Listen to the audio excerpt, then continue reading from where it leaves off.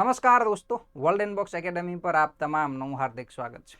દોસ્તો, આપણી editorial અંતર્ગતની GPSC મેઇન્સની શ્રેણીમાં આપ તમામનું હાર્દિક સ્વાગત છે, જેના અંતર્ગત આજે એક નવો મુદ્દો આપણે ભણવા જઈ રહ્યા છીએ. સૌથી પહેલા મુદ્દો શું છે? તો મુદ્દો છે દોસ્તો એક TFFF, આ યાદ રાખવાનું છે, અને full form tropical forest forever facility. આવું એક ફૂલ ફોર્મ યાદ રાખવાનું. શા માટે યાદ રાખવાનું છે? ક્યાં બેઠક થઈ છે? આપણા અભ્યાસક્રમ સાથે ક્યાં જોડાયેલી છે? તો સૌપ્રથમ તમને કહી દઉં, બ્રાઝિલના બેલેમ ખાતે 10 નવેમ્બરથી 21 નવેમ્બર 2025 દરમિયાન કોન્ફરન્સ ઓફ પાર્ટીની એક બેઠક બેસવાની છે. કોન્ફરન્સ ઓફ પાર્ટી કેટલામાં નંબરની? તો કોપની આ 30મી બેઠક છે, કોપ 30. ક્લિયર? તો કોન્ફરન્સ ઓફ પાર્ટીઝ 30 અંતર્ગત જ બેલેમ ખાતે જે બેઠક બેઠી એની સાઇડલાઇનમાં એક ઇવેન્ટ યોજવામાં આવી, અને એ યોજના અંતર્ગત એક પહેલ શરૂ કરવામાં આવી. એ પહેલનું નામ છે TFFF. TFFF શું છે, શા માટે આપણે યાદ રાખવી જોઈએ, એ બધી વિગતો પહેલા આપણે આપણો સિલેબસ જોઈએ કે શા માટે આખું ગામ જે કામ કરે આપણે યાદ રાખવું. તો જોઈ લઈએ.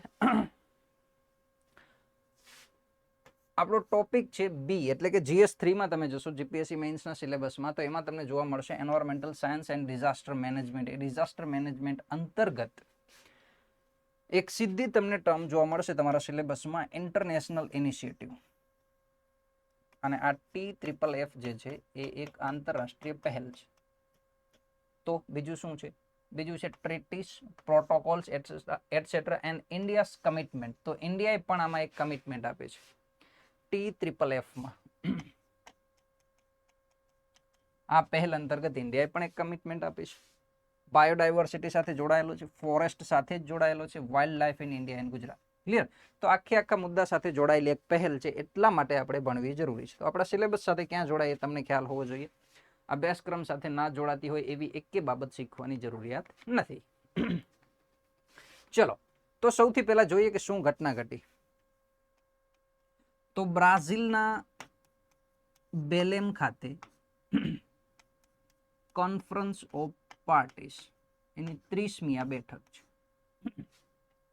ક્લિયર? અને એ કોન્ફરન્સ ઓફ પાર્ટી 30ની સાઇડલાઇનમાં, એટલે કે conference of 30, sorry, conference of parties 30 એનો હિસ્સો નથી, પણ ત્યાં મળેલા દેશોએ 74 જેટલા દેશોએ એક પહેલ શરૂ કરી છે. 74 જેટલા દેશોએ એક પહેલ શરૂ કરી છે, જેનું નામ છે TFFF. તો TFFF નું પણ ફૂલ ફોર્મ ખાસ યાદ રાખજો, આવનારી પ્રિલિમમાં STમાં ખાસ પૂછાઈ શકે, જેનું ફૂલ ફોર્મ છે ટ્રોપિકલ ફોરેસ્ટ ફોરએવર ફેસિલિટીઝ. હવે આના અંતર્ગત શું કરવામાં આવશે અને શું લાભ છે? પહેલા તો આ કોના અધ્યક્ષપણા હેઠળ યોજવામાં આવેલી છે? તો આ કોના અધ્યક્ષ હેઠળ પણ છે? તો બ્રાઝિલના, કારણ કે બ્રાઝિલ જ અત્યારે એનું યજમાન છે. કોપ 30 બ્રાઝિલમાં યોજવાનું છે, જેના યજમાનપણા અથવા તો જેના અધ્યક્ષપણા હેઠળ આ બેઠક યોજાયેલી છે, TFFF. હવે આમાં લાભ શું છે? આ એક કાયમી ફંડ છે. કેવું ફંડ છે?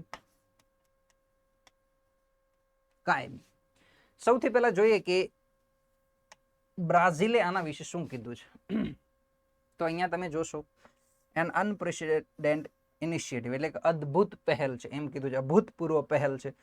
For the first time in global south countries will help protagonism in the forest agenda. તો બ્રાઝિલના કહેવા મતે દક્ષિણ સાઉથના દેશો સૌ પ્રથમ વખત પર્યાવરણનું સંરક્ષણ કરવા માટે આગળ આવી રહ્યા છે.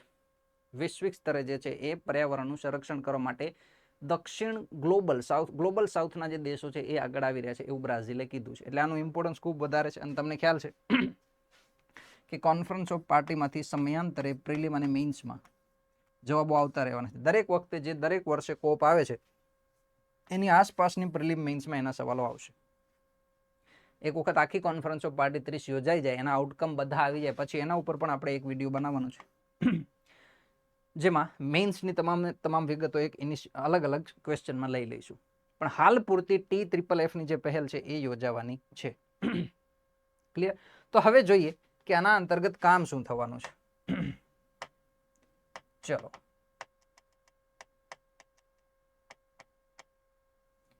તો આ TFFF અંતર્ગત એકચ્યુઅલી કામ એવું કરવામાં આવશે કે આની અંતર્ગત એમાઉન્ટ યાદ રાખજો $125 બિલિયન, $125 બિલિયન જેટલી એમાઉન્ટ એક રાશિ તૈયાર કરવામાં આવશે. એમાઉન્ટ કઈ રીતે તૈયાર કરવામાં આવશે? તો આમાંથી $25 બિલિયન અલગ હશે, $100 બિલિયન અલગ હશે. $25 બિલિયન છે એ જે તે દક્ષિણ ગ્લોબલ સાઉથના જે દેશો છે એની કેન્દ્ર સરકારો અથવા તો કેન્દ્ર બેંક છે, ઉદાહરણ તરીકે RBI છે આપણી પાસે, કેન્દ્રીયકૃત બેંક, અને પરોપકારિતા જે મોટા મોટા ઉદ્યોગપતિ હોય જે કંઈક યોગદાન આપવા માંગતા હોય પર્યાવરણના સંરક્ષણમાં, એમની પાસેથી. અને $100 બિલિયન ધિરાણ લેવામાં આવશે સીધે સીધું ઇન્વેસ્ટર પાસેથી, પ્રાઇવેટ ઇન્વેસ્ટરમાંથી. એટલે આ હશે એ છે જાહેર સરકારોનો ફાળો છે, કેન્દ્રીય બેંકોનો, અને આ ફાળો કોનો છે? ખાનગી. તો જાહેર અને ખાનગી સ્ત્રોતોથી આ ભંડોળ તૈયાર કરવામાં આવશે. પછી આ ભંડોળ તૈયાર કરીને આપણે કોઈ દેશને આપી નથી દેવાનું. આ ભંડોળ ઇન્વેસ્ટ કરવામાં આવશે અલગ અલગ જાહેર અને ખાનગી બોન્ડમાં. તો બોન્ડમાં આ એમાઉન્ટ જે છે એ ઇન્વેસ્ટ કરવામાં આવશે અને એમાંથી જે રિટર્ન મળશે એ રિટર્ન અલગ અલગ દેશોને આપવામાં મળશે. એટલે કે આનું જે પણ વ્યાજ કે તમે રિટર્ન ગણો એ અલગ અલગ દેશોને આપવામાં. એનો મતલબ કે આ એમાઉન્ટ ક્યાંય નથી જવાની, આ એમાઉન્ટ ઓલવેઝ ઇન્વેસ્ટેડ રહેવાની જ છે. ક્લિયર છે? તો આવી એક પહેલ હાથ ધરવામાં આવી છે બ્રાઝિલના વડા હેઠળ અથવા તો અધ્યક્ષપણા હેઠળ. આટલી વિગત આપણને ખ્યાલ હોવી જોઈએ. અને ટ્રોપિકલ ફોરેસ્ટ ફોરએવર ફેસિલિટી શું છે એ ખ્યાલ હોવી જોઈએ. સીધો એવો પ્રશ્ન પૂછો કે TFFF નું મહત્વ શું છે, ઉદ્દેશ્ય શું છે, અને એ વૈશ્વિક સ્તરે પર્યાવરણના કન્ઝર્વેશનમાં શું ભૂમિકા ભજવી શકે.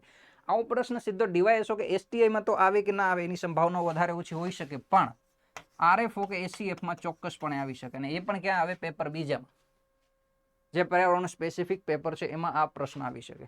તો તમારી પાસે TFFFની કરંટ અફેરની તમામ વિગતો આટલી જ યાદ રાખવાની છે કે એના અંતર્ગત શું કરવામાં આવશે? બે અલગ અલગ સ્ત્રોતોથી, ખાનગી અને જાહેર સ્ત્રોતોથી નાણાં એકઠા કરવામાં આવશે અને એ એકઠા કરેલા નાણાં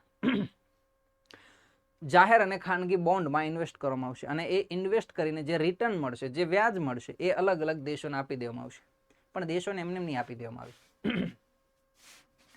કેવા દેશોને આપી દેવામાં આવશે? તો 70 જેટલા દેશોને આપવામાં આવશે. પણ કેવા દેશોને? જેની પાસે શું હોય? ઉષ્ણકટિબંધીય જંગલ હોય. ઉષ્ણકટિબંધીય જંગલ, ટ્રોપિકલ ફોરેસ્ટ. આ TFFF નો મહત્વપૂર્ણ ઉદ્દેશ્ય એ છે.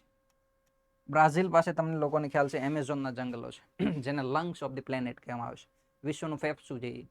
તો જે અલગ અલગ એ પટ્ટામાં, ટ્રોપિકલ એટલે કયો તો કર્કવૃતથી મકરવૃતની વચ્ચેનો જે પટ્ટો છે, એ વિસ્તારમાં આવતા એવા તમામ રાષ્ટ્રો જેની પાસે ઉષ્ણકટિબંધીય જંગલો છે, એ જંગલોને સંરક્ષણ કરવા માટે એ રિટર્ન આપવામાં આવશે. એટલે માત્ર એમાં 70 જેટલા દેશોને ટાર્ગેટ કરવામાં આવશે. ભારત પણ આ દેશમાં સમાવિષ્ટ છે. ક્લિયર છે? ભારતનો પ્રતિભાવ શું રહ્યો આના પ્રત્યે? તો ભારતે શું કીધું છે? બીજી વસ્તુ અગાઉ મેં તમને શરૂઆતમાં કીધી એમ કે આ COP30 અંતર્ગત નથી થયેલી. COP30 નું જે આયોજન કરવામાં આવ્યું છે એની સાઇડલાઇનમાં અલગ અલગ નેતાઓ બેસીને એક યુનાઇટેડ નેશનની અંતર્ગત આ પહેલ હાથ ધરવામાં આવી છે. એટલે COP30 ની પહેલ નથી. ક્લિયર છે? તો COP30 નું જે આયોજન થયું ત્યાં આ પહેલ હાથ ધરવામાં આવી. ભારતે શું કીધું છે? તો ભારતે પહેલા તો આ પહેલનું સ્વાગત કર્યું છે અને આના ઓબ્ઝર્વર સ્ટેટ તરીકે ભાગીદારી નોંધાવવાનું કમિટમેન્ટ આપે છે કે અમે પણ આના એક ઘટક બનશું, આના સાથી બનશું, આના ભાગીદાર બનશું. ક્લિયર છે? તો ઓબ્ઝર્વર ભાગીદાર બનશે ભારત પણ. તો ભારત પણ એના સમર્થનમાં છે.